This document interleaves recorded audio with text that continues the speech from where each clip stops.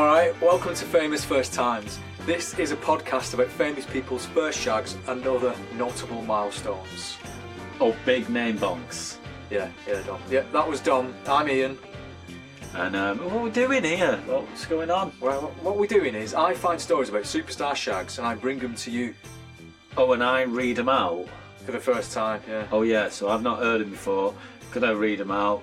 Gonna see if they're good stories, really, aren't they? It's a bit more than that. It's a bit deeper than that. What do we do then? What do we see about do them? analysis. All right. And then we see if they're woke or not. Oh yeah. See if the kind of things they're saying stand up to modern scrutiny, I guess. Yeah, put it like that. Right, this time we've only got one.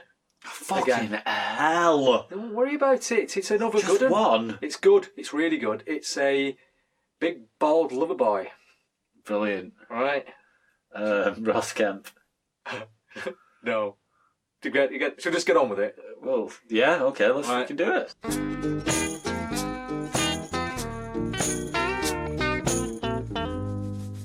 Who've we got then? Who are we looking at? Today, my friend and yours, Phil Collins. Yeah. Is that genuine? Do you like Phil Collins? Well, I have mixed feelings about Phil Collins because he's done one of the best songs of all time. Alright, what's that? Juicy Knows Me. I don't. Yeah, you've always gone on about this. I don't know that song. Was that... I know you've done this for fucking years. I don't know what it is. Just listen to it. That's all you have to do. Right. Why? Just accept that it's a great song. But he's also done one of the worst songs of all time. Okay, what's that? His version of Groovy Kind of Love. Have you heard that? I think that's okay. His version is so fucking slow and somber and like yearning and earnest. Whereas it's like a stupid song about being like a 60s. It was the original shit as well, but at least that was like a cash in on the groovy 60s scene. He was doing it in the fucking early 90s or something and making it so earnest, and it's like him in a smoky room in the video. But that's his bag. Phil Collins is the ultimate earnest, yearning, broken-hearted, sad guy. And that's good. There's always a niche for that. It's not my niche though, is it? It's not your niche. I knew you wouldn't like it. I like him doing Land of Confusion. That's good. What? I don't know any of these. Oh yeah, Another Day in Paradise. But you like that? That's shit, incredible. Yeah. See, his things all gated drums and big. Yeah, if you like In the Air right? Tonight and all that shit, then that's fine. What about like Genesis stuff? Do you like? I don't know the one. What's the big I one? Can't Dance. Oh, yeah, that's all right. That's a bit daft, isn't it? I like it when he's they were sad. doing the dancing in the video, weren't they? Yeah. What? I like pop You like stars everyone being miserable. don't they?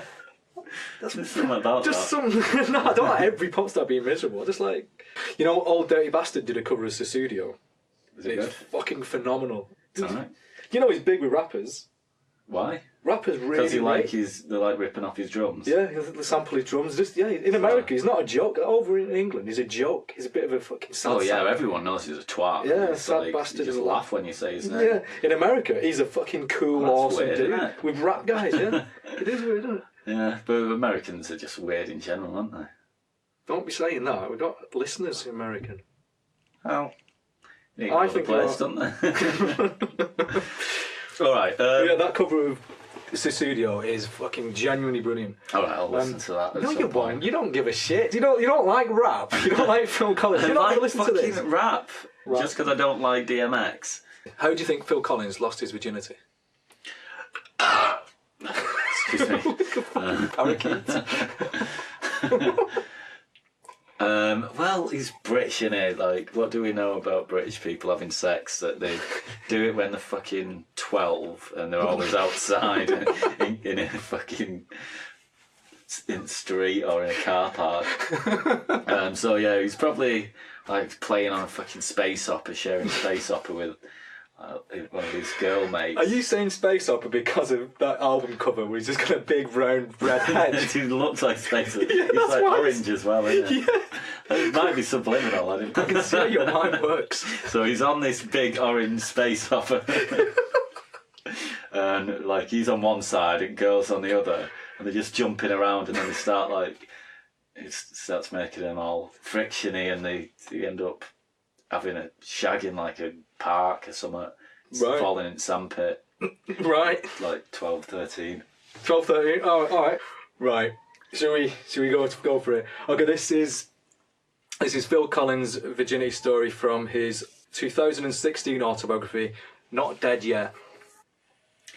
History suggests that I'm 14 when I had sex.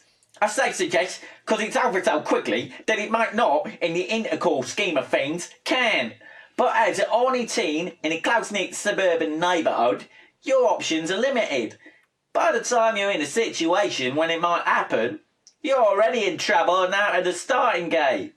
So, it comes to pass that Cheryl, like me, 14, and also like me, a wannabe mod, and I get down and dirty in an allotment.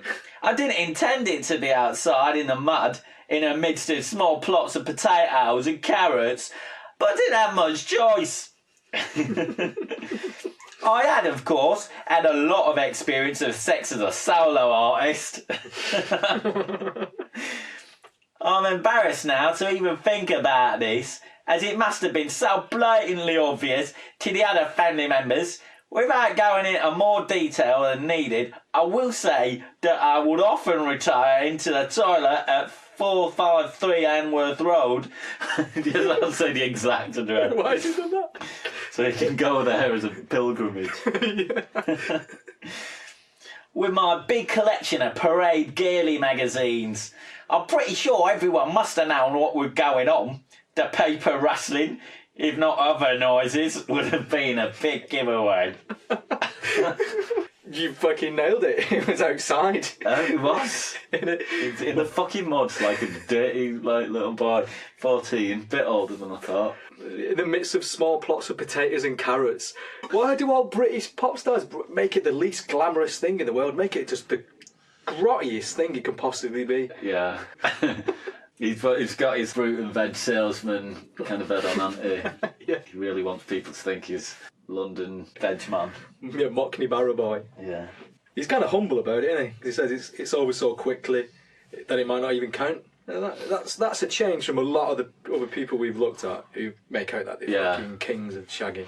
So fair play to him for that. Yeah. Honest. Mm. Yeah, obviously it's going to be over quickly. He was 14. But it also fits Phil Collins' image, because Phil Collins' image is not as a stud. It's sort of this kind of like broken, constantly getting divorced man who's being fucking dumped and he's just shit at things. So it does suit his image. So maybe he's just playing up to that. What does that mean? You'll already be in trouble and out of the starting gate. I don't know what that means. Is it just like a shit metaphor? It's a weird line, that. Yeah, we'll have to ask him about that. Yeah, Phil, please. Phil, what are you on about, mate? Phil, email in. We'll give you a ring. We'll discuss this. Yeah. I like how he talks about the little gag, sex as a solo artist. Yeah. Very good. I quite like how he's talking about wanking. Rustling papers, if not other noises. Oh, man. What What's noises were he making? Is it... He's not fucking like going,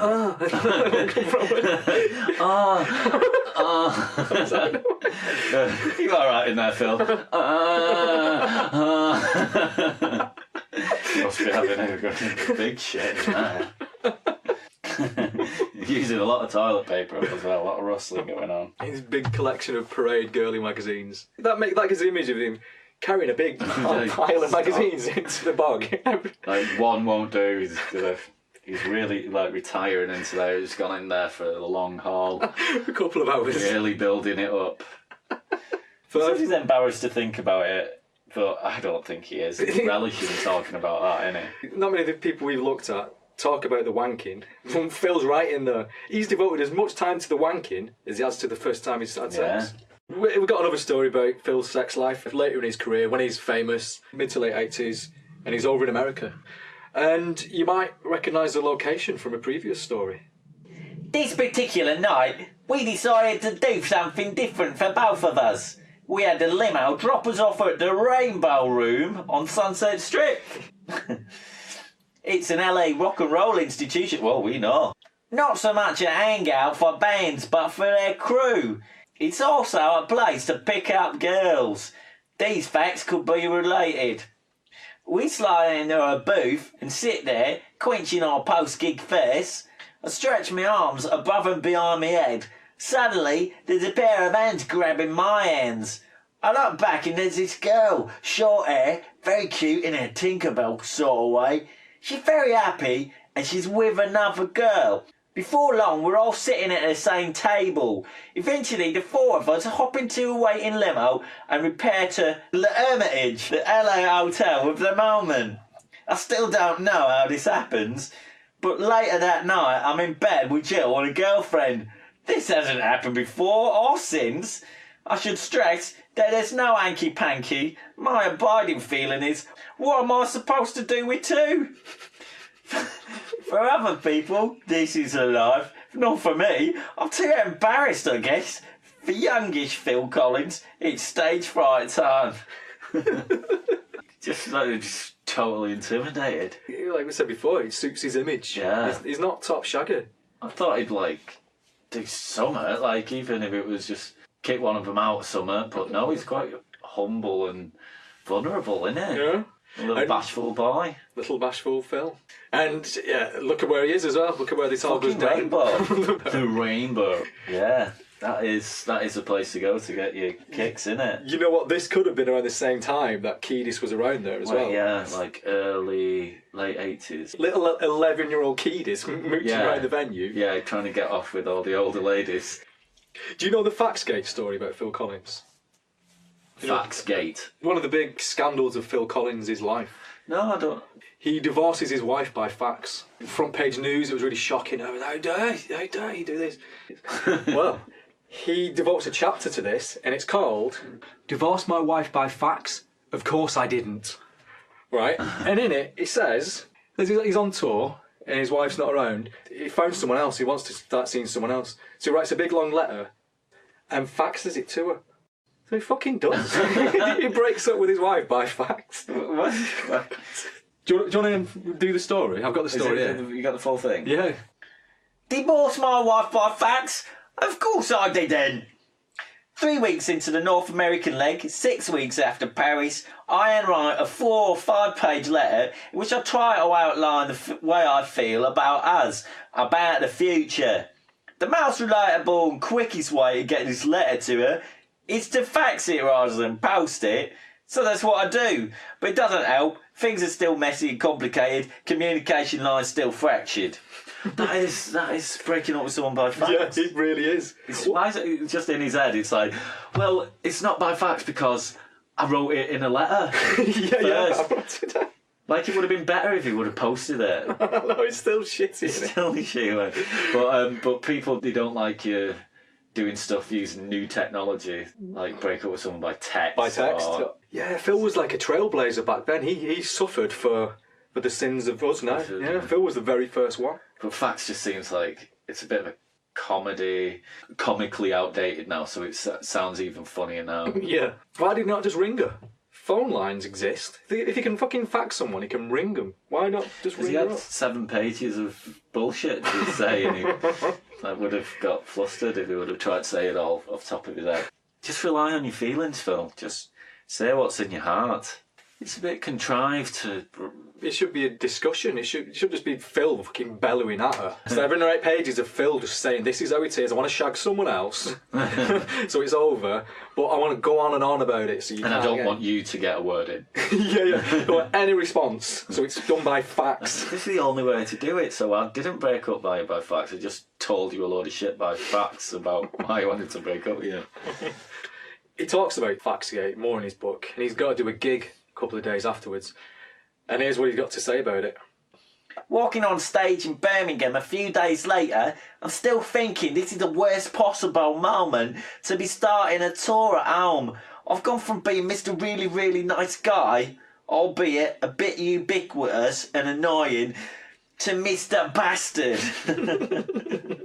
As I mentioned before, the show opens out with rubbish on floor, corrugated iron, bins, scrunched up newspapers. Having played a drum duet with Ricky, the first number is I Don't Care Anymore from the Hello, I Must Be Going album. That song was written about my first failed marriage when Andy and I were going through the legals.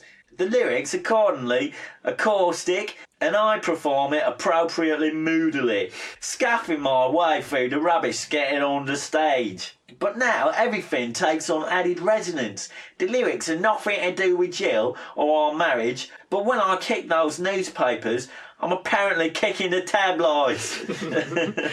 Why's he got all this shit upstairs? Fucking bins. Well, yeah, why has he got this big pantomime shit? Right, what a wall stage. It's just like a fucking shit everywhere. Bins. Just drag a load of crap from the fucking street. Just want fucking dead pigeons and fucking just bits of dog shit everywhere. Corrugated iron, just slates falling off the roof. Well, and he goes on to talk about it more. So if you want to read the next bit as well. After that opening song, I sit on the edge of the stage at Birmingham's NEC and I say to the audience, listen, this is all very embarrassing, but you mustn't believe everything you read in the papers. I don't know if that sets anybody at ease. Maybe not even me. I was already told in the theatre, never make apologies to the audience, just get on with it. But I like to think that there was a little bit of a sigh of relief. Thank God we got that out of the way.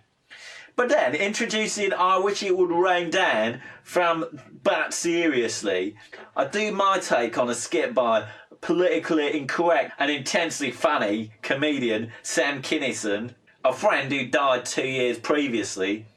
It's about a couple in a car arguing about an old girlfriend and the husbands they've just seen. My thinking, it's me doing a bit of acting, talking up my love of comedians, segueing into a song in a characterful manner.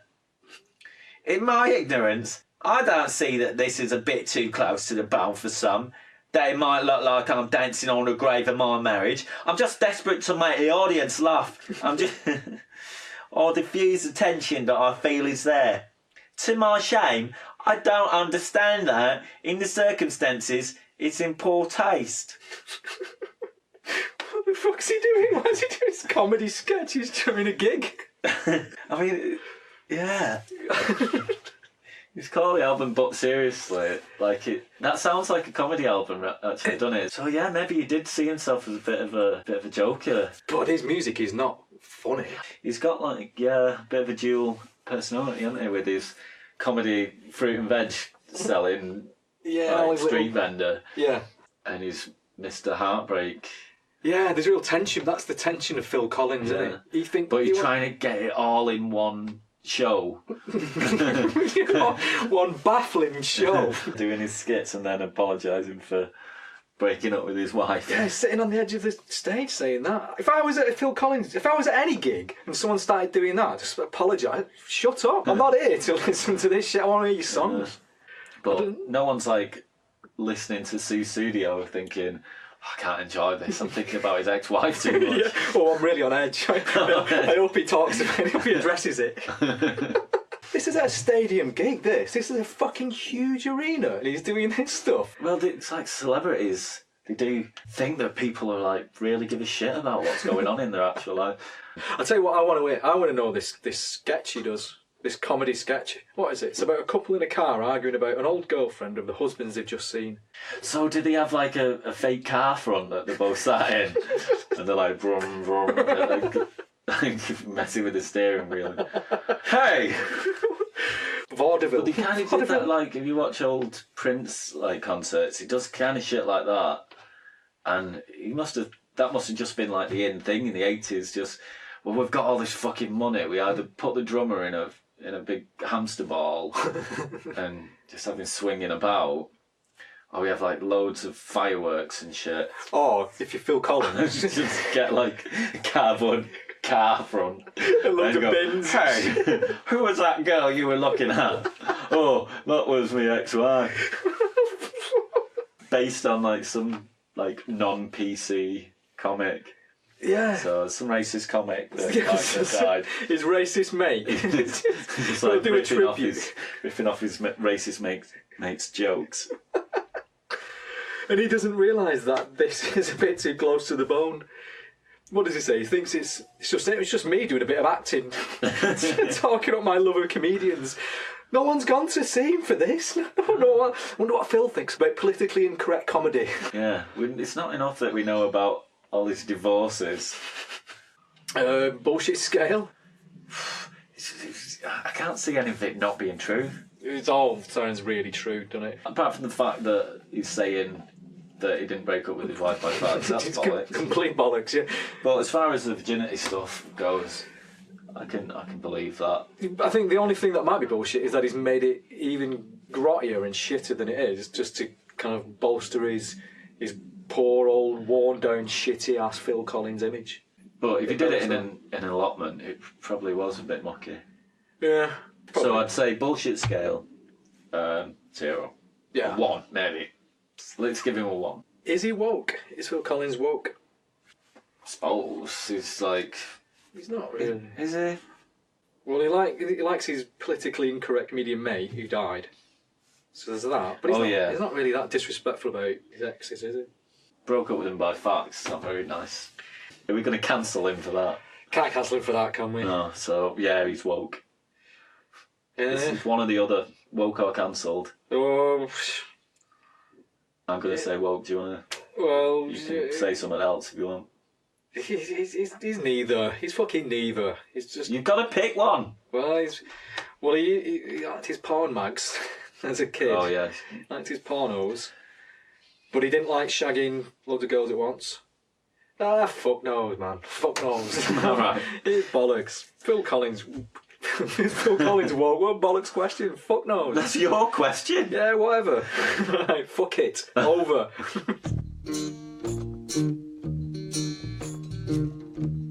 Big Phil. Big Phil done. Thanks, Phil, for providing us with a great story there or two. Hopefully everyone is enjoying the podcast, and you can subscribe and give us a 5-star rating if that's the case. Or 1 star. We'll accept either. But nothing in between. We're a polariser. Yeah. We're like Marmite. That's what you call stuff that people either like or dislike. Yes, it is. You either like us or you dislike us. Follow us on Instagram. Famous First Times, all one word. Over social media, give over, all one word. Tune in next episode famous first to times. Cheers. Cheerio. Bye. See ya. Dom does the music and artwork. Yes, he does. Bye.